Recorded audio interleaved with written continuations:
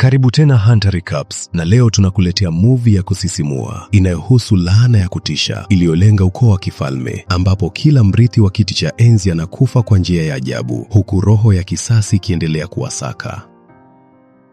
Mkuu wa kwanza wa kifalme anapoteza maisha yake kwenye bwawa la ikulu kutokana na alama zilizokuwa kwenye mwili wake. Kila mtu anaamini kwamba kilichomuua ni laana ambayo imekuwa ikisumbua familia ya kifalme kwa miaka 30. Mmoja baada ya mwingine, wana wa kifalme wote wanakufa na hakuna anayejua sababu. Ni mfalme wa sasa pekee ndiye aliyenusurika, lakini watoto wake wanaendelea kufa. Malkia mama anamtaka wakusanye waganga wote wa jadi nchini, lakini yeye haamini mambo hayo na anasema madaktari ndio wanapaswa kutafuta suluhisho. Baada ya mazishi, mfalme anaahidi kwamba hakuna mtu mwingine atakayewagusa wazao wa kifalme, wawe ni roho au walio hai. Kwa upande mwingine, malkia anamwajiri mganga bora zaidi wa mji ili kuitoa roho hiyo. Baada ya hapo, kila kitu kilionekana kwenda vizuri, angalau kwa muda, lakini ghafla muhuri ukavunjika. Roho hiyo ikamshambulia mfalme alipokuwa amelala. Kwa kuwa mfalme alikuwa mwenye nguvu, roho hiyo ikaelekea kwa mwanawe. Mkuu wa mwisho wa mrithi wa kiti cha enzi alipagawa na roho hiyo na akamwahidi mfalme kwamba hakuna hata mmoja wa ukoo wake atakayebaki hai. Akiwa amekata tamaa, mfalme anaenda mwenyewe kwenye hekalu la Kibudha kumtafuta mtawa wa kutoa pepo, lakini mtawa anamwambia kwamba tayari amezeeka sana kwa kazi hiyo na hata kuwa na msaada wowote. Hivyo badala yake anamshauri Gu Cheon, mwana wa mganga wa kike ambaye alilaaniwa na Mungu wake, na kujitupa mtoni akiwa na mwanawe wa pekee. Kijana huyo alikufa, lakini akarudi kutoka kwa wafu, na tangu wakati huo anaweza kuona roho. Ndiyo maana kijana huyo hataki kufanya chochote maishani mwake, kwa sababu anaiona karama yake kama laana. Alipomwona mfalme anamwambia asimsumbue, kwa sababu kila anayepigana na roho mbaya ni kwa sababu alifanya jambo baya sana na hataki kujihusisha na watu wabaya. Mfalme anadhani yeye ni tapeli, lakini Gu Cheon anamwambia kwamba roho ilimshambulia na kung'oa kipande cha mkono wake, ndiyo maana hawezi kuusogeza. Hilo linamshawishi mfalme, kwa sababu naye hivi karibuni alishambuliwa na roho. Hivyo anaamuru Gu Cheon atekwe. Akiwa ikuluni, mfalme anamweleza kuhusu roho ya bwawani. Inaonekana kwamba mmoja wa masuria alijiua kwenye bwawa hilo, lakini kabla ya kufa aliapa kuleta giza la milele na kuangamiza ukoo wote wa kifalme. Tangu wakati huo, warithi wote wamekuwa wakifa na sasa mfalme amebaki na mwana mmoja tu. Ndiyo maana anamhitaji Gu Cheon ili aitakase roho hiyo. Gu Cheon anamwambia kwamba haisikii uwepo wake kwenye bwawa hilo, hivyo anaomba azunguke ikulu, lakini huo ulikuwa ni udhuru wa kutaka kutoroka. Hata hivyo, mpango wake haukufaulu kama alivyotarajia na anakamatwa kwa urahisi.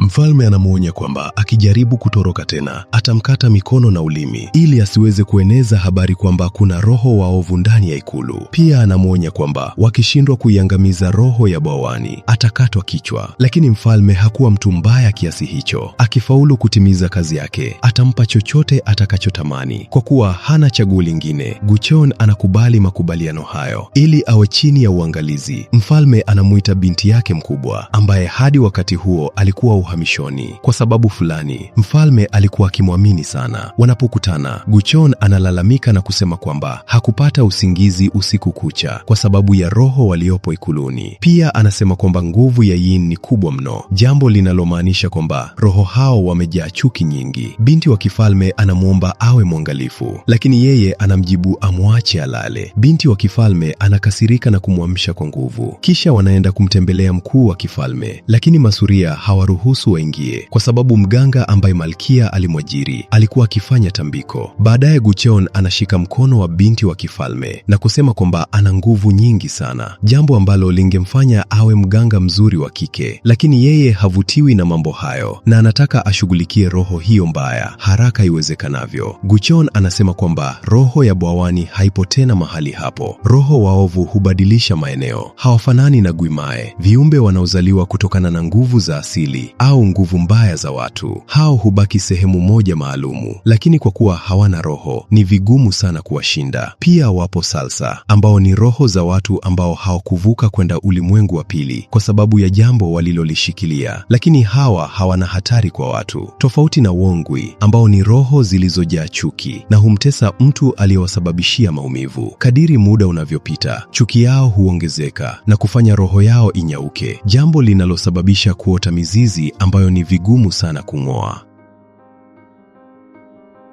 Katika tukio linalofuata, Gucheon anatengeneza kamba kwa kutumia mashuka. Binti wa kifalme anataka kujua anafanya nini. Ili amwache kwa amani, anamwomba akatafute matawi ya mti wa pichi, lakini lazima alete yale yanayoelekea mashariki. Kwa kusitasita, anafanya hivyo, lakini anasikitika sana anapoona Gucheon akitumia matawi haya kujikuna mgongoni. Ndiyo maana anataka kumwandikia mfalme ili auawe mara moja, kwa sababu haoni akifanya chochote kumwokoa mkuu wa kifalme. Ili kufanya mambo kuwa mabaya zaidi, hali ya mkuu wa mrithi wa kiti cha enzi ilikuwa imezidi kuwa mbaya. Hivyo binti wa kifalme anamsihi Gucheon amwokoe ndugu yake. Gucheon anamwambia kwamba tayari alikuwa na mpango wa kufanya hivyo. Hivyo anachukua kamba na matawi ya mti wa pichi, kisha anaenda kwenye bwawa. Anafunga mwisho mmoja wa kamba kwenye mti na kulipaka tawi hilo damu yake. Inaonekana anakwenda ulimwengu mwingine. Kabla ya kuingia kwenye bwawa, anampa binti wa kifalme maagizo, kisha anazama ndani ya maji. Ili kusafiri kwenda ulimwengu mwingine, roho yake lazima iuache mwili wake. Ndiyo maana kimsingi lazima afe. Ufalme wa roho ulikuwa sawa kabisa na ufalme wa wanadamu, isipokuwa ulikuwa wa giza zaidi. Ndani yake ndimo roho zote hukua na kustawi. Anapofika ikuluni, roho hiyo ilikuwa karibu kumuua mkuu wa kifalme. Kwa bahati nzuri, Gucheon aliwasili kwa wakati mwafaka na kuizuia. Kwa kuwa haikuweza tena kuchukua maisha ya mkuu wa kifalme, ikajaribu kutoroka. Kwa bahati nzuri, binti wa kifalme alitumia damu yake kuizuia. Hivyo Gucheon alijaribu kuiangamiza, lakini tawi lake la mti wa pichi halikutosha, kwa sababu ili kuitakasa roho na kuondoa laana, lazima wajue ilikuwa nani alipokuwa hai, na pia wajue kwa nini imejaa chuki nyingi moyoni mwake. Kwa kuwa Gucheon alikuwa amepoteza upanga wake, anamwomba msaada Guimae. Kwa malipo ya msaada wake, angempa Yan nusu ya nguvu zake. Yan anakubali na kuishambulia roho ya bwawani, lakini roho hiyo ilikuwa na nguvu sana na inafanikiwa kutoroka. Hivyo Guimae anataka kuiba nguvu za Gucheon. Akipoteza nguvu zake zote, Yan atakufa papo hapo.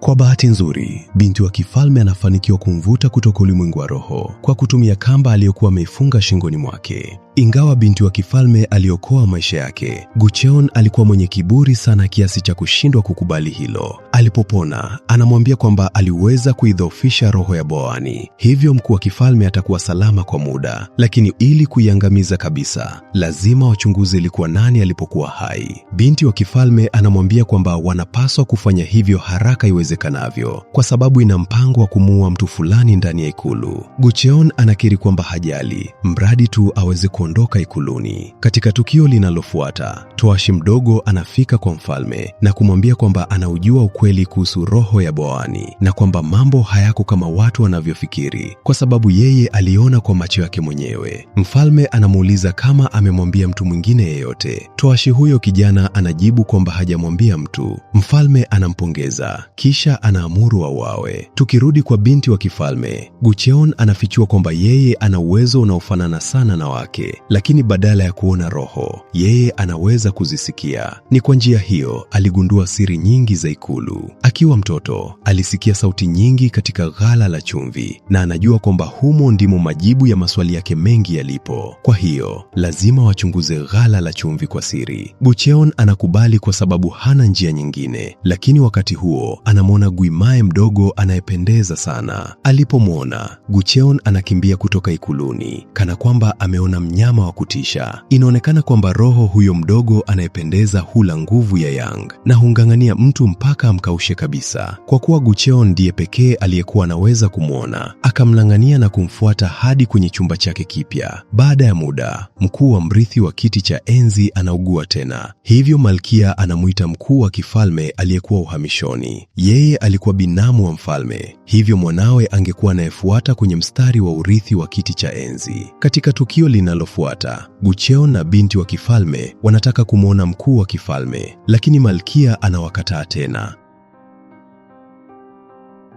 Hata Hata hivyo, wakati huo Gucheon anaona nyoka mkubwa akivizia makazi ya mkuu wa kifalme. Hii inaonyesha kwamba mkuu huyo yuko katika hatari kubwa, kwa sababu si roho ya Boani pekee inayomfuata. Kwa upande mwingine, mawaziri wanamsihi mfalme achague mrithi wake mpya, kwa sababu kiti cha enzi hakiwezi kubaki bila mrithi. Binamu yake alikuwa amepanga njama pamoja na mganga ili kumwondoa mwana wa mwisho wa mfalme. Kwa njia hiyo, mwanawe angekuwa mrithi anayefuata. Lakini mganga anamwambia kwamba Gucheon ana nguvu nyingi sana na anaweza kuiangamiza roho ya Boani. Ndiyo maana binamu wa mfalme anataka kumuua. Siku chache baadaye, mwanafunzi mchanga wa kike anafika ikuluni ili kushiriki chumba na binti wa kifalme. Kwa kuwa alikuwa mwanafunzi, alijua uvumi wote wa ikulu. Binti wa kifalme anapata imani yake, hivyo anamwambia kwamba roho ilimtokea malkia. Binti wa kifalme anaenda pamoja na Gucheon kuchunguza jambo hilo. Wanapofika kwenye ghala la chumvi, wanagundua kwamba mtu alikuwa ameziachia huru roho zote zilizokuwa zimefungwa humo. Kwa kutumia uwezo wake, binti wa kifalme anasikia kile wanachotaka kumwambia. Hapo ndipo tunapogundua ukweli kuhusu ghala la chumvi. Mabibi wa ikulu waliadhibiwa na kuuawa kwa amri ya malkia. Walikufa katika moto wa ajabu. Malkia aliamuru mifupa yao izikwe ili roho zao zisitafute kulipiza kisasi, lakini sasa mtu alikuwa amewaachia huru, hivyo roho zote hizo zilikuwa zikimfuata malkia. Malkia anajua kwamba mtu pekee ambaye angeweza kufanya jambo kama hilo ni mfalme, hivyo anamtangazia vita na anaapa kwamba hata kufa hadi airudishe familia yake kwenye kiti cha enzi. Inaonekana kwamba mfalme hakuwa mwana wa malkia mama, alikuwa na damu ya mtu wa kawaida, jambo ambalo malkia mama hakulivumilia kamwe. Ndio maana alimchukia sana na alitaka ukoo wake mwenyewe urudi kwenye kiti cha enzi. Ndio maana alikataa mkuu wa mrithi wa kiti cha enzi apate msaada wa Gucheon. Katika tukio linalofuata, Gucheon anamwambia binti wa kifalme kwamba karama yake ina manufaa makubwa. Kwa kutumia uwezo huo, wanaweza kugundua ukweli kuhusu roho, lakini yeye anamweleza kwamba baba yake mwenyewe alimfukuza kwa sababu ya karama hiyo, kwa kuwa aliona kama laana. Gucheon anamwambia kwamba hilo ni jambo zuri, kwa sababu kama angebaki ikuluni, karama hiyo ingemuingiza kwenye matatizo mengi. Kisha anamwambia kwamba lazima wasage mifupa iliyoko kwenye ghala la chumvi, kwa sababu hiyo ndiyo njia pekee ya kuwasaidia masuria kuachilia chuki yao na kuvuka kwenda ulimwengu wa pili.